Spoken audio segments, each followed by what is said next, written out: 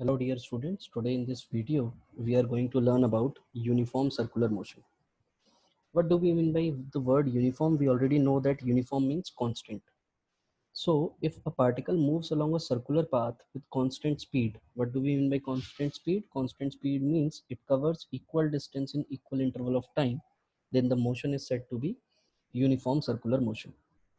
Suppose this is a circular track of radius, for example capital R, and a object is moving over here. Suppose this is the object and this object is moving with constant speed. There is a big difference between speed and velocity. Why is there a difference? Because speed do not have any direction, whereas velocity will have direction. Suppose if the particle is over here, the direction of velocity will be in this direction. If the particle reaches to this point, the direction will change. Here also the direction of velocity will change. Here also the direction of velocity will change. Here also the direction of velocity will change. At each and every instance of a circular path, the direction of velocity will change.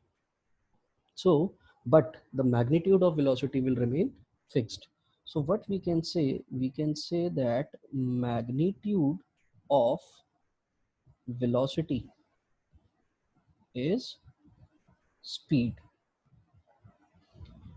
तो यहाँ पर हमारी जो सबसे important condition है, what is that important condition? The important condition is the body must travel with constant speed. That is, it should cover equal distance in equal interval of time. Then we can call it as a uniform circular motion.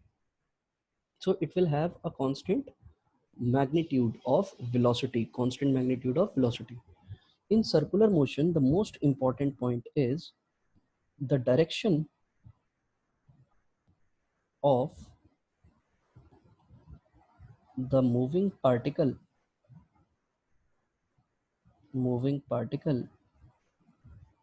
changes at every instance.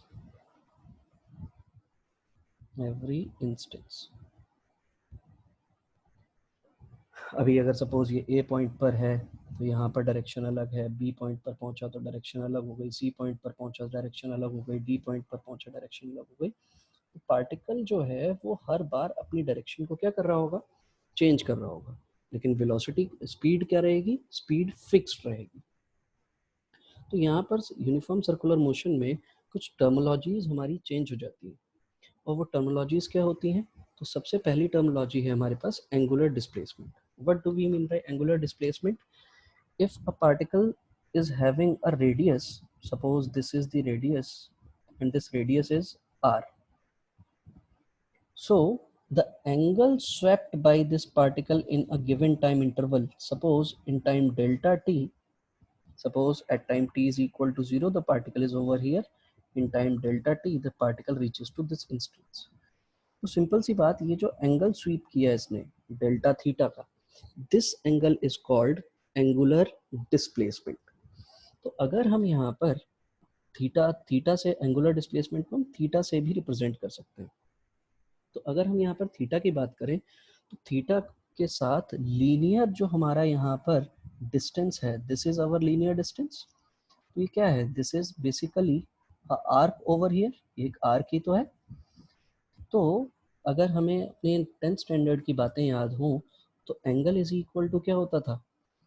Angle जो होता था वो हमारा किसके बराबर होता था भाई? Length of the arc, length of the arc जो हो जाएगा वो क्या होगा? वो उसका फॉर्मूला क्या पढ़ा था हम लोगों ने? 2πr theta upon 360. और 360 को अगर हम रेडियन में लिखते हैं तो 2πr थीटा अपॉन रेडियन में कैसे लिखते हैं इसको? 2π. तो 2π will get cancel out and it will be equal to r theta. So what is length of the arc? Length of the arc is linear distance.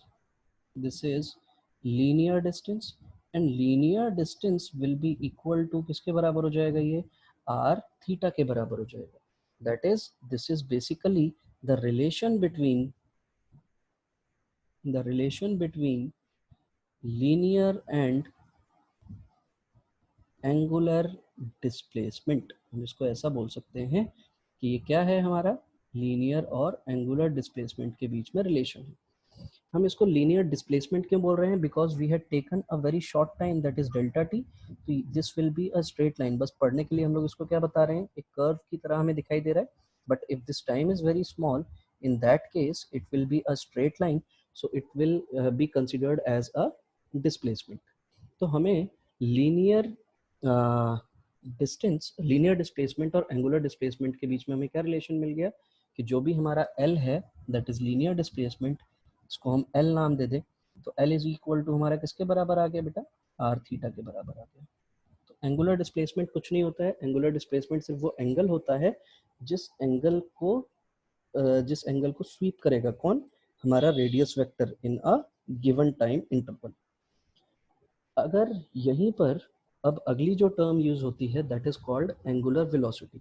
और एंगुलर वेलोसिटी को हम जिस टर्म से रिप्रेजेंट करते हैं उसका नाम है omega. Omega is angular velocity. If omega is angular velocity, how it can be defined? Linear velocity को हम लोग कैसे डिफाइन करते थे? Rate of change of displacement of a particle is linear velocity. तो angular velocity will be omega and this will be equal to d theta by dt. So this will be the rate of change of this theta is now, अब हम theta को क्या बोलेंगे? theta हमारा क्या है? Angular displacement है। तो अगर ये हमारा एंगुलर डिस्प्लेसमेंट है तो ऑब्वियस सी बात है इसके लिए हमें क्या करना पड़ेगा? इसके लिए हमें उसका रेट ऑफ चेंज अगर हम निकाल लेंगे तो वो हमें ओमेगा दे दे। अब यहाँ पर भी अगर हम रिलेशन देखने की कोशिश करें, how to find the relation between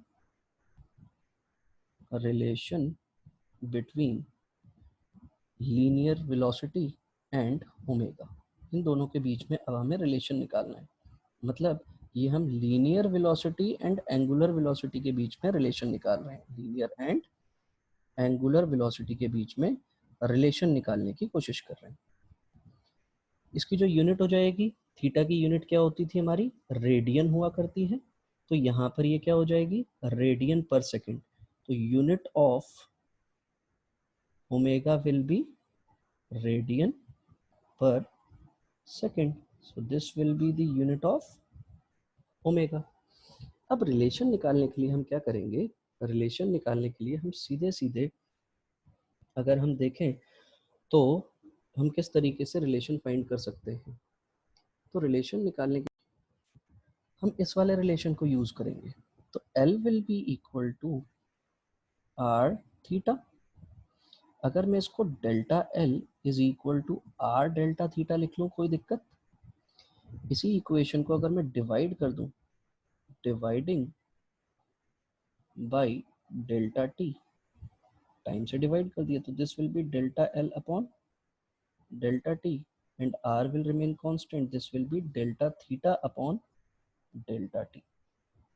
तो डेल्टा थोड़ा बड़ा चेंज होता है, हमें बहुत ही स्मॉल चेंज देखना है। और अगर हमें यहाँ पर स्मॉल चेंज देखना है तो हमने यहाँ पर लिमिट लगा दी कि हम बहुत ही शॉर्ट टाइम के लिए बात कर रहे हैं। What is our limit? कि डेल्टा टी की वैल्यू सपोज जीरो को अगर टेंड कर जाएगी तो delta L upon delta T, this will be equal to r limit delta T tends to zero, this will be delta theta by delta t. तो अगर ये delta जो है वो हमारा बिल्कुल जीरो को अप्रोच कर रहा होगा तो जो डिस्प्लेसमेंट होगा वो डिस्प्लेसमेंट बहुत छोटा होगा, और बहुत छोटे डिस्प्लेसमेंट को हम d l upon D t ऐसे रिप्रेजेंट किया करते हैं। This will be r into d theta upon D t. what is d theta upon dt? D theta upon dt is omega. And what is here? Here we are having dl by dt, and this dl by dt is v, linear velocity, and this is equal to r into omega. So this is the relation which we got between v and omega. As we can see that here r is a radius vector and omega is also a vector. So v can be written as v is equal to omega vector into r vector. So in vector form we can represent this thing in this manner. तो हमें ये relation मिल गया तो simple सी बात, हमें अभी तक क्या क्या एक्सप्रेशन देखने को मिले। हमें सबसे पहला एक्सप्रेशन देखने को मिला कि जो हमारा लेंथ ऑफ द आर्क और थीटा में एक रिलेशन होता है, दैट इज आर थीटा। एक तो ये रिलेशन देखने को मिला। दूसरा रिलेशन हमें देखने को मिला omega is equal to d theta by d t. ये हमारा वेलोसिटी का एक्सप्रेशन आया। कौन सी वेलोसिटी? Angular velocity. और इसी एंगुलर वेलोसिटी से हम लोगों ने लीनियर और relation between linear and angular velocity निकालने की कोशिश की। Relation between linear and angular velocity, and that relation is v vector, या v इज इक्वल टू, सबसे पहले हम नॉर्मल अगर एक्सप्रेशन लिखने की कोशिश करें तो ये r ओमेगा के बराबर मिला था हमें।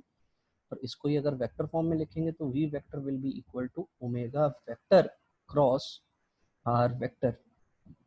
इससे मुझे क्या पता चला? डायरेक्शन ऑफ वेलोसिटी जो होगी, डायरेक्शन ऑफ वेलोसिटी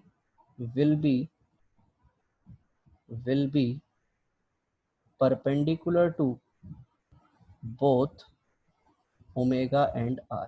दोनों के ही परपेंडिकुलर हो गए। किसकी डायरेक्शन? वेलोसिटी की डायरेक्शन।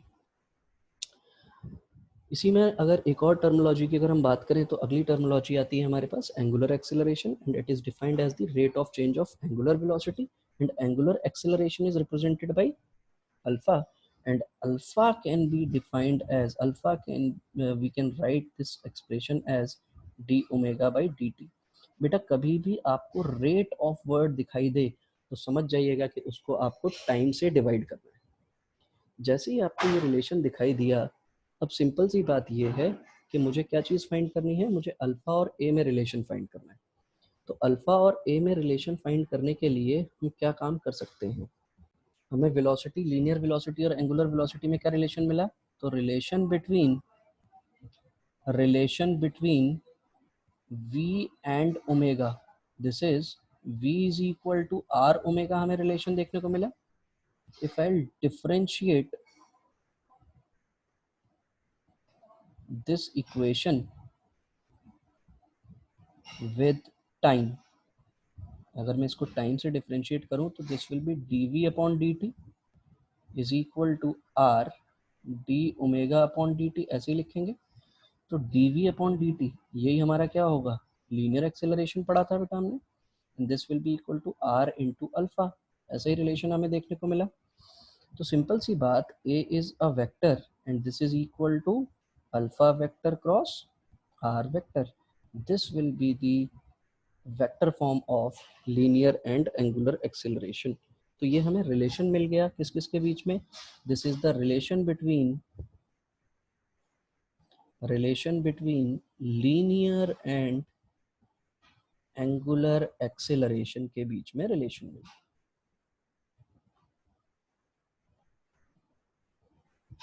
एंगुलर के बीच में हमें रिलेशन मिल गया। अब यहाँ पर एक इम्पॉर्टेंट टर्म यूज़ होती है बेटा। कई बार आप लोगों ने अपने डिवाइसेस के ऊपर जब फ़ैन वगैरह हम खरीदने जाते हैं तो वहाँ पे आरपीएम लिखा हुआ होता है। What does this mean? It means revolution पर मिनट। इसका मतलब होता है रेवोल्यूशन पर मिनट। और एक रेवोल्यूशन में कितने रेडियन होते हैं?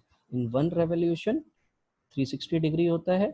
और 360 डिग्री का मतलब कितने रेडियन हो गया? 360 का मतलब हो गया 2 पाई रेडियन हुआ करते हैं।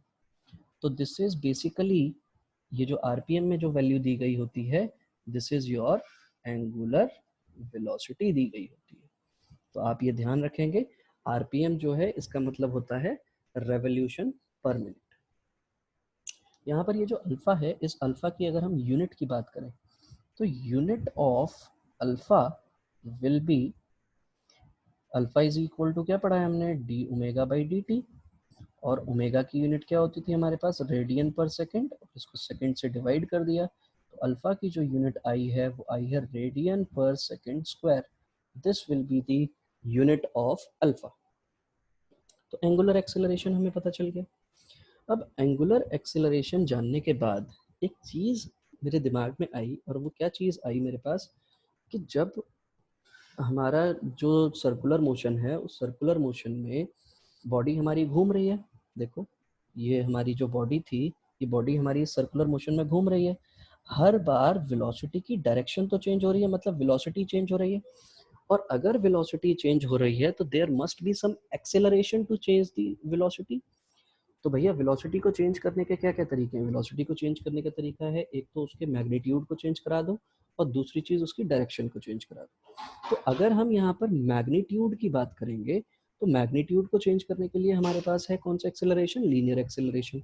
और अगर हम डायरेक्शन के चेंज की बात करेंगे तो डायरेक्शन के चेंज के लिए हमारे पास एक एक्सेलरेशन होता है जिसको हम बोलते हैं सेंट्रीपिटल एक्सेलरेशन। तो कोई भी बॉडी जब यूनिफॉर्म सर्कुलर मोशन में मूव करती है तो एक एक्सेलरेशन लगता है किस डायरेक्शन में? इनवर्ड डायरेक्शन में, जैसा कि ये आपको यहाँ पर दिखाया गया है, towards the centre of the circular path, and this acceleration is called centripetal acceleration. इसकी मोस्ट इंपॉर्टेंट बात क्या है? This acceleration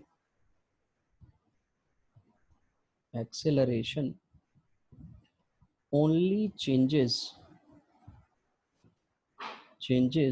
the direction of velocity, the direction of speed बोल सकते हैं, rather direction of speed, but do not change its magnitude, do not change its magnitude। ये magnitude नहीं change करेगा, सिर्फ ये क्या चीज चेंज करेगा? ये सिर्फ और सिर्फ आपकी डायरेक्शन को चेंज करेगा। तो इसका जो फॉर्मूला होता है, this formula is v²/r, this is the formula of centripetal acceleration. So we will see how this formula arrives. अब ध्यान से समझने की कोशिश कीजिएगा, how to derive this expression ac is equal to v²/r। so here what I have done is I have taken 2 points. Suppose initially the particle is at v and after time delta t it reaches to a certain point, that is c। so here we'll be having some different velocity और इस velocity को हमने नाम क्या दे दिया? v1। और ये वाली जो हमारी velocity है, ये velocity होगी v2। मोस्ट इंपॉर्टेंट बात इज, क्या सबसे इंपॉर्टेंट बात है? इंपॉर्टेंट है कि भैया मैग्नीट्यूड ऑफ v1 और मैग्नीट्यूड ऑफ v2 चेंज नहीं होगा, इट विल रिमेन फिक्स। तो वो मैंने कितना मान लिया? v मान लिया। तो अब अगर हम यहाँ पर ध्यान से देखें तो एक v1 दिख रहा है मुझे, एक दूसरा v2 दिख रहा है। अगर मैं v1 की बात करूं तो मैंने इसको pq नाम दे दिया इस वेक्टर को, और इसको मैंने सपोज pr नाम दे दिया। तो हमने क्या काम किया, इन दोनों वेक्टर्स की बिना डायरेक्शन चेंज किए हुए, ना मैग्नीट्यूड ना डायरेक्शन को चेंज किए हुए, हमने यहाँ पर एक ट्राइंगल बना लिया। ये देखो, ये v1 की डायरेक्शन इसी तरफ थी, ये v2 मेरा इस डायरेक्शन में, तो ये v2 बना लिया। तो ऑब्वियस सी बात है कि अगर मुझे ट्राइंगल लॉ पूरा करना है तो हम v1 से v2 की तरफ ही तो चेंज कर रहे हैं। इस चेंज को हमने नाम क्या दे दिया? इस चेंज को हमने नाम दे दिया डेल्टा v। तो यहाँ पर हमें डेल्टा v की वैल्यू अगर हम देखें तो देखो, ये दोनों वेक्टर्स कौन कौन से वेक्टर? v1 और डेल्टा v सेम डायरेक्शन में है। तो ट्राइंगल लॉ क्या कहता था? दो वेक्टर्स अगर साइक्लिक ऑर्डर में है तो उनका रिजल्टेंट अपोजिट होता है। यानी कि मैं इसको कैसे लिख सकता था? मैं इसको ऐसे लिख सकता था कि v1 plus delta v is equal to v1 plus delta v is equal to v2। तो डेल्टा v की जो मुझे वैल्यू मिल रही है वो कितनी मिल रही है? v2 माइनस v1 मिल रही है। तो ये हमें एक रिलेशन मिला कि डेल्टा v जो होगा, जो चेंज होगा वेलोसिटी का, वो v2 माइनस v1 होगा। अब इसी चेंज को हमने जब ऑब्जर्व किया तो हमें ये रिलेशन मिल गया। अब यहाँ पर एक इम्पॉर्टेंट चीज़ हमें देखने को मिल रही है, वो ये कि इन दोनों के बीच में, इन दोनों वेलोसिटीज के बीच में जो एंगल होगा वो यही एंगल होगा, डेल्टा थीटा। सर ये कैसे पता किया? तो बेटा देखो, अगर मान लो कोई भी मेरा पार्टिकल अगर इस पर्टिकुलर पॉइंट पर होता तो इसकी वेलोसिटी इसी डायरेक्शन में होती, और अगर ये थोड़े टाइम के बाद अगर ये बिल्कुल इसके परपेंडिकुलर वैल्यू पर रीच कर जाता तो यही वैल्यू होगी मेरी v2 की। तो this is v1 and this is v2। अभी एंगल कितना बन रहा है यहाँ पर? 90 डिग्री। तो अगर यहाँ पर 90 डिग्री का एंगल है तो देखो v1 की डायरेक्शन अपवर्ड है और इसकी डायरेक्शन आपके लेफ्ट डायरेक्शन में है। तो सिंपल सी बात, यहाँ पर भी जो आपको एंगल मिल रहा है वो एंगल आपको कितना मिल रहा है? डेल्टा थीटा का। तो हमने क्या काम किया, what we have seen the triangle, ये जो हमने डिफरेंट एक ट्राइंगल बनाया है और एक ये वाला जो ट्राइंगल है, तो triangle P R Q it's similar to triangle CAB. इसको PRQ ना नाम दे करके RPQ नाम देना चाहिए था. क्या नाम देते? RPQ. RPQ. और ये दोनों ही ट्राइंगल्स हमारे क्या हो गए? ये दोनों ही ट्राइंगल्स हमारे सिमिलर हो गए. अगर ये दोनों ट्राइंगल्स मेरे सिमिलर हो गए, सिमिलर कैसे पता चले? देखो, AB upon AC, AB upon AC का जो रेशियो है, वही रेशियो तो हमारा PQ अपॉन PR का है. सबसे पहली चीज तो ये देखने को मिल रहा है, क्योंकि AB की वैल्यू भी R है और AC की वैल्यू भी R है. PQ की वैल्यू V है, क्योंकि इसका मैग्नीट्यूड तो चेंज होगा नहीं, और PR की वैल्यू भी V है. तो एक तो ये चीज देखने को मिली. और दूसरी इंपॉर्टेंट चीज जो मुझे देखने को मिली, वो मुझे क्या देखने को मिली? वो मुझे देखने को मिली कि RPQ जो एंगल है, वही एंगल मेरा BAC या CAB है. तो both the triangles are similar. और जहां कहीं पर भी सिमिलर ट्राइंगल्स होते हैं, वहां पर हम क्या लगा सकते हैं? वहां पर हम बीपीटी थ्योरम लगा सकते हैं. तो बीपीटी थ्योरम हम कैसे लगाएंगे? देखिएगा, यहाँ पर हमने जो टाइम लिया है वो डेल्टा टी का टाइम लिया है. तो ये बी सी जो है, दिस इज माई डिस्प्लेसमेंट, है क्या नहीं? तो हमने क्या किया? By BPT theorem, BPT theorem हम क्या लिख सकते हैं इसको? हम लिख सकते हैं इसको B C upon A B. this must be equal to QR upon PQ. दो साइड्स का इसका रेशियो और उसी की दो साइड्स का रेशियो बराबर होना चाहिए. तो BC की जगह हमने क्या लिख दिया? BC की जगह हमने लिख दिया डेल्टा R, और AB की जगह हमने क्या लिख दिया? R. This must be equal to QR की जगह हमने क्या लिखा? QR की जगह हम लोग लिख रहे होंगे डेल्टा V, और PQ की जगह क्या लिख रहे होंगे हम लोग? V1 वेक्टर का मैग्नीट्यूड. और अगर मैं आपको याद दिलाऊं तो V1 वेक्टर का मैग्नीट्यूड तो चेंज होगा नहीं, यानी कि यही रिलेशन अब मेरे सामने देखो क्या बनकर आएगा. This will be delta R upon R. This must be equal to delta V upon V. ऐसे ही लिख पाएंगे. अगर मैं इसको डिवाइड कर दूं, डिवाइडिंग बाई डेल्टा टी, तो ये रिलेशन क्या हो जाएगा? Delta R upon delta T. This is 1 upon R. This is equal to 1 upon V delta V upon delta T. ऐसे ही देखने को मिलेगा. तो delta R upon delta T, this is displacement upon time. So this will be 1 upon R delta R upon delta T. This is displacement in what time? In delta T time. ऐसे ही हमने assume किया था. This can be written as, अभी इसको ऐसे ही लिखते हैं, लिमिट लगानी पड़ेगी यहाँ पर. लिमिट क्यों लगाएंगे? क्योंकि हम इंस्टेंटेनियस वेलोसिटी की बात करेंगे यहाँ पर, यानी कि लिमिट हमने लगा दी. डेल्टा टी कहाँ टेंड कर रहा है? जीरो को टेंड कर रहा है. तो delta R upon delta T लिख रहे होंगे, and this will be equal to 1 upon V limit delta T tends to zero delta V upon delta T. इसी रिजल्ट को अगर हम देखें तो 1 अपॉन आर, ये क्या हो जाएगा? D R upon D T, and this will be equal to 1 upon V D V upon D T. तो ये dv अपॉन dt जो आ रहा है, ये हमारा कौन सा एक्सेलरेशन होना चाहिए? ये एक्सेलरेशन ही तो है, वो एक्सेलरेशन जो सिर्फ डायरेक्शन चेंज कर रहा है. मैग्नीट्यूड तो हमने कैसा रखा है? मैग्नीट्यूड हमने सेम रखा है. तो dr अपॉन dt ये तो हमारा डिस्प्लेसमेंट अपॉन टाइम है. तो डिस्प्लेसमेंट अपॉन टाइम क्या होता है? Velocity, instantaneous velocity. और इंस्टेंट, हर इंस्टेंट पर वेलोसिटी का मैग्नीट्यूड v ही रहेगा. तो 1 upon v, this is your centripetal acceleration. So AC will be equal to v square upon r. So this is your expression for centripetal acceleration. So this is all for today.